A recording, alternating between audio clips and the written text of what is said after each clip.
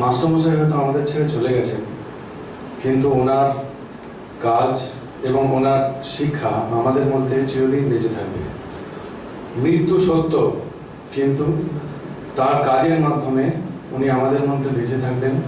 এবং আমি আন্তরিকভাবে সমস্ত ওনার ছাত্রছাত্রীদের এই অনুরোধ করব, আপনারা যতটুকু শিখেছেন তার কাছ থেকে, এবং যখন কোনো জায়গায় সঙ্গীত পরিবেশন করেন দয়া করে ওনার নামটা এবং ওনার শিক্ষা পদ্ধতি একটুখানি বলবেন সবাইকে। আমি অনেক ছোট থেকে, তখন বলে আমার বয়স, আমি ক্লাস 6-এ পড়ি, তখন থেকে আমি ওনার কাছে গান শিখেছি।